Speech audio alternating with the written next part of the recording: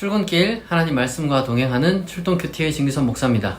오늘 함께 묵상할 말씀은 민수기 36장 1절에서 13절입니다. 제가 낭독하겠습니다. 요셉 자손의 종족 중 므낫세의 손자 마길의 아들 길르앗 자손 종족들의 수령들이 나와 모세와 이스라엘 자손의 수령된 지휘관들 앞에 말하여 이르되, 여호와께서 우리 주에게 명령하사 이스라엘 자손에게 제비 뽑아 그 기업의 땅을 주게 하셨고, 여호와께서 또 우리 주에게 명령하사 우리 형제 슬로보앗의 기업을 그의 딸들에게 주게 하셨은즉, 그들이 만일 이스라엘 자손의 다른 지파들이 남자들의 아내가 되면 그들의 기업은 우리 조상의 기업에서 떨어져 나가고 그들이 속할 그 지파의 기업에 첨가되리니, 그러면 우리가 제비 뽑은 기업에서 떨어져 나갈 것이요 이스라엘 자손의 희년을 당하여 그 기업이 그가 속한 지파에 첨가될 것이라. 그런즉 그들의 기업은 우리 조상 지파의 기업에서 아주 삭감되리이다. 모세가 여호와의 말씀으로 이스라엘 자손에게 명령하여 이르되, 요셉 자손 지파의 말이 옳도다. 슬로브앗의 딸들에게 대한 여호와의 명령이 이러하니라. 이르시되, 슬로브앗의 딸들은 마음대로 시집가려니와 오직 그 조상 지파의 종족에게로만 시집갈지니, 그리하면 이스라엘 자손의 기업이 이 지파에서 저 지파로 옮기지 않고 이스라엘 자손이 다 각기 조상 지파의 기업을 지킬 것이니라 하셨나니, 이스라엘 자손의 지파 중 그 기업을 이은 딸들은 모두 자기 조상 지파의 종족되는 사람의 아내가 될 것이라. 그리하면 이스라엘 자손이 각기 조상의 기업을 보존하게 되어 그 기업이 이 지파에서 저 지파로 옮기게 하지 아니하고 이스라엘 자손 지파가 각각 자기 기업을 지키리라. 슬로브앗의 딸들이 여호와께서 모세에게 명령하신 대로 행하니라.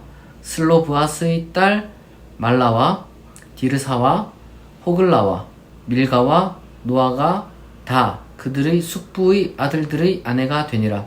그들이 요셉의 아들 므낫세 자손의 종족의 사람의 아내가 되었으므로 그들의 종족 지파에 그들의 기업이 남아 있었더라. 이는 여리고 맞은편 요단가 모압 평지에서 여호와께서 모세를 통하여 이스라엘 자손에게 명령하신 계명과 규례니라. 아멘. 오늘 말씀은 이 슬로보앗의 딸들, 이 사람들의 이제 그 소위 말해서 그 땅, 그 기업을 어떻게 이제 물려받았는지 이전에 얘기를 했었고, 그 다음에 이것이 앞으로 이제 더 보존될 수 있는 그 방법에 대해서 이제 좀 다루는 그러한 내용이었다라고 이제 할 수 있겠습니다. 조금 복잡한 내용 같지만, 이 뭐랄까 쉽게 말해서 그 지파 내에서 이제 결혼을 해야지 이제 땅이 이제 보존이 되는 거예요. 그러니까 예를 들면 A라는 지파가 있는데 B라는 지파와 여자가 결혼을 하게 되고 뭐 아버지도 없고 뭐 이런 식으로 이제 만약에 이루어졌을 때는 소위 말해서 땅이 이렇게 이제 그쪽으로 옮겨진단 말이죠. 그러니까 이런 약자들의 그 땅이 이제 강한 지파에게로 넘어가는 이러한 어떤 지금 현재 이제 제도에 따르면 그렇게 될 수밖에 없는데, 이게 과연 이게 옳으냐?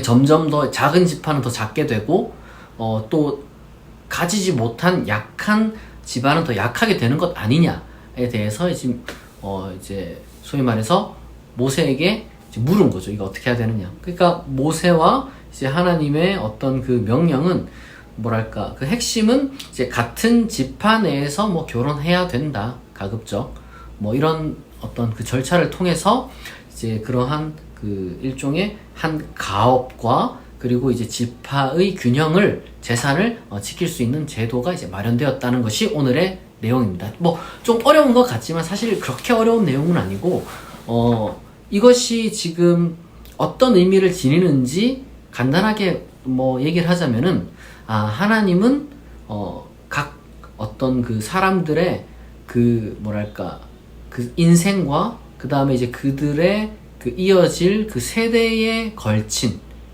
그러한 어떤 그 정의라고 해야 될까요? 이런 것들에 관심이 있으시다라는 것을 우리가 여기서 확인할 수 있는 겁니다. 그러니까 특정한 집안과 특정한 어떤 그 개인뿐만 아니라 그 개인의 삶에서 끝나는 게 아니잖아요. 그 인생이라는 것이 이제 항상 이제 연결되고 이제 연속을 가지는데, 소위 말해서 이 가난의 대물림이라든지 좀 뭐랄까 항상 약자는 점점 더 약자로서, 그러니까 빈익빈 부익부 같은 거죠. 그러니까 이러한 그 뭐랄까 어떤 현상이 자연스러워서는 안 된다는 것을 보여주는 거예요. 한 사람 한 가정을 보호해주는 하나님의 어떤 그 자비로움과 또한 정의로움, 이런 것도 우리가 이제 볼 수 있겠지만, 동시에 우리가 사회 전체를 놓고 보았을 때, 이게 정말 그 하나님의 어떤 그 뜻이라는 것이 어떤 빈익빈 부익부가 자연스러워서는 안 된다. 우리가 이제 그걸 확인해야 되는 겁니다.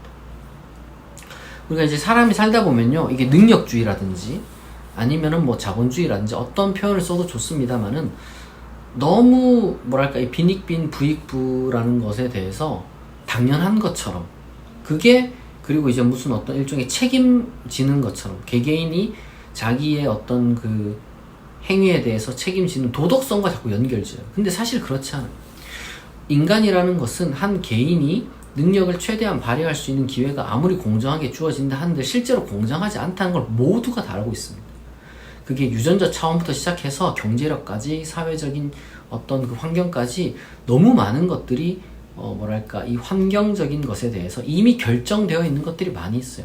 단순히 A라는 사람, B라는 사람 너에게 똑같이 땅을 나누어 주었고, 자 지금부터 출발 땅 이렇게 이제 했는데 10년 뒤에 달라진 건 순전히 너의 탓이다 이렇게 말하는 것은, 그거는 정말 제한된 어떤 그 스포츠 경기에서도 뭐 있을까 말까 한 그런 이야기예요. 그것도 전부 다 체급도 나누고 뭐 룰도 있고 막 그런 식으로 하잖아요.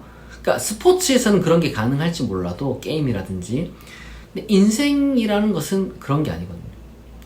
너무도 다른 출발점에서 시작하고, 또 그것을 뭐랄까요, 이제 일구어 나갈 수 있는, 여기는 뭐 땅이라든지 뭐 인생이라든지 재산이라든지 이런 것들을 일구어 나갈 수 있는 그 과정 중에 일어날 수 있는 변수들도 너무 많고, 그러니까 우리가 빈익빈 부익부라는 것을 너무 뭐랄까요, 자연스럽게 당연한 것처럼 받아들이는 거는, 저는 이게 좀 현실을 바라보는 눈도 반쪽짜리 눈일 뿐만 아니라 그리스도인의 관점으로서도 잘못되었다. 무슨 말이냐면, 잘된 사람 한 개인이 뛰어나다, 노력했겠죠. 우리가 노력한 것에 대해 칭찬해야 되겠지만, 너무 한 개인이 과도하게 많은 것을 누리고 많은 어떤 칭찬을 받는 것, 그것은 우리가 경계를 해야 됩니다. 이게 일종의 우상화가 되는 거예요. 동시에 너무 또 한 개인이 뭐 실패하고 뭐 이런 여러 가지 뭐 삶이 좀 고단할 수도 있고 여러 가지 많은 상황이 있잖아요. 근데 이거 다 네 탓이다, 네가 못했기 때문이다, 이것도 우리가 이제 경계를 해야 됩니다. 뭐 개개인의 어떤 그 능력이라든지 뭐 노력이라든지 뭐 이런 것들 똑같을 수는 없죠. 당연히 그걸 똑같을 수 없고 그걸 다 평준화하자는 얘기가 아니라, 다만 이 과도한 개인적인 어떤 그 귀속이라고 해야 될까?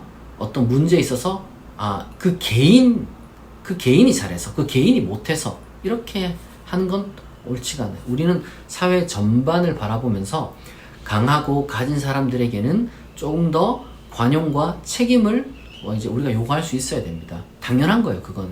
그리고 또한 조금 더 뭐랄까 가지지 못한 사람들에게도 무엇입니까? 그 사람들을 위해서 우리가 조금 더 베풀어야 되는 거예요. 그러니까 국가가 그래서 뭐랄까 이 복지라는 게 필요한 거예요. 그럼 왜 그래야 되느냐? 뭐 국가적인 차원에서나 철학적인 차원에서 여러 가지 많은 게 있지만, 우리는 모두가 다 하나님의 형상으로 지음받은 고귀한 존재들이고, 또한 주 안에서 다 형제 자매이기 때문에 그렇습니다. 따라서 우리가 어떤 이 사회적인 차원에서, 우리가 공적인 차원에서 항상 생각할 수 있어야 돼요. 동시에 그렇게 될 때 우리가 어떻게 됩니까? 어떤 복지적인 차원에서 도움을 요청하고, 또 이제 복지를 이제 하는 것에 대해서 사람들이 뭐 자존심도 많이 상해할 수도 있고, 그리고 또 뭔가 죄인인 것처럼 그렇게 이제 하는 경우도 있는데, 여러분 그럴 필요가 없습니다. 그거는 우리가 이제 인간으로서, 그리고 이 사회에 살아가는 구성원으로서 당연히 요구할 수 있는 것이고요. 동시에 또한 많이 가진 사람들, 이제 세금을 내고 또 기부를 하는 사람들도 받은 것이 많다, 하나님께서 그리고 많은 어떤 사회가 그래도 관용을 베풀었기 때문에 그렇게 내가 어떤 뭐 공부도 했거나 어떤 업적을 남겼거나 성취를 이룰 수 있었다는 것에 대한 감사한 마음을 갖고 많은 사람들이 이제 돕고 살아야 됩니다. 물론 우리가 여기서 또 하나 놓치면 안 되는 것이 과도하게 또 이거를 기계적으로 요구를 해서는 안 돼요. 이제 뭐 좀 못 가진 사람 그리고 더 가진 사람 이 사람들이 서로 이제 경멸하는 것도 잘못되었다. 왜 더 가졌냐? 완전 너도 못 가져야 된다. 이렇게 이제 말하는 것도. 그 다음에 이제 못 가진 사람을 향해서도 넌 오로지 네 탓이다. 이렇게 말하는 것도 다 잘못됐습니다. 우리는 균형을 항상 이제 가져야 돼요. 균형 감각.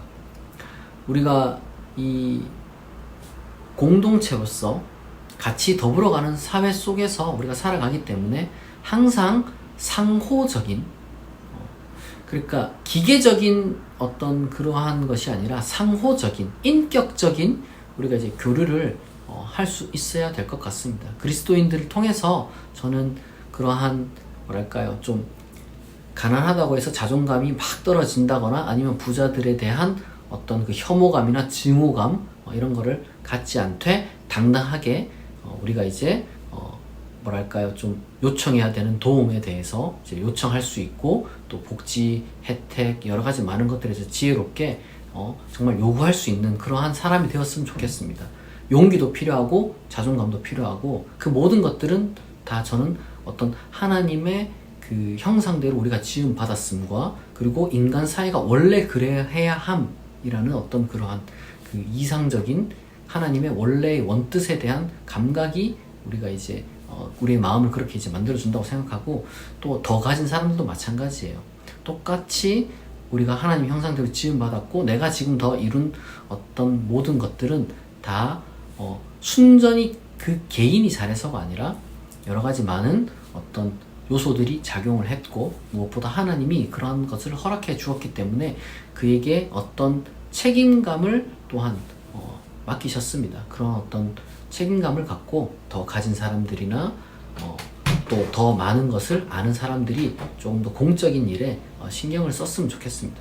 쉽게 말해서 더 많은 기부도 하고 더 많은 봉사도 하고 그리고 또 더 많은 여러 가지 많은 차원에서 또 베풀미 있었으면 좋겠어요.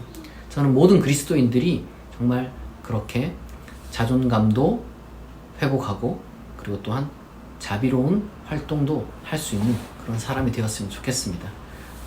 오늘 이 말씀을 여러분들이 생각하시면서 어느 위치에 속해 있든지 간에 항상 여러분들이 하나님의 사람이라는 것, 하나님의 뜻대로 우리가 이제 살아가는 사회를 만들어 가야 한다는 것을 여러분들이 꼭 기억했으면 좋겠습니다. 같이 기도하겠습니다. 하나님 아버지, 오늘 민수기 말씀을 통하여서 각 지파가 어떻게 물려받은 기업을 보존할 수 있는지를 두고 우리가 묵상하였고 또한 우리 그리스도인은 어떤 마음을 갖고 우리 사회를 어떻게 만들어 가야 할지 고민해 보았습니다. 하나님, 우리가 비천에 처하든지 풍부에 처하든지 하나님의 뜻 안에서 올바른 마음가짐과 태도와 삶을 살아갈 수 있도록 은혜를 베풀어 주옵소서. 항상 우리를 돌보시고 우리에게 복 주실 줄 믿사오며 감사드리며 예수 그리스도의 이름으로 기도합니다. 아멘.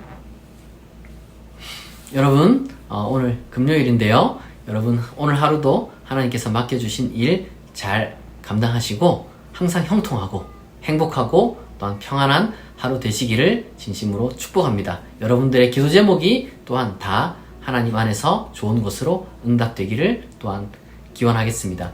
오늘 출동 큐티는 여기서 마치겠습니다. 내일 아침 6시에 다시 만나겠습니다.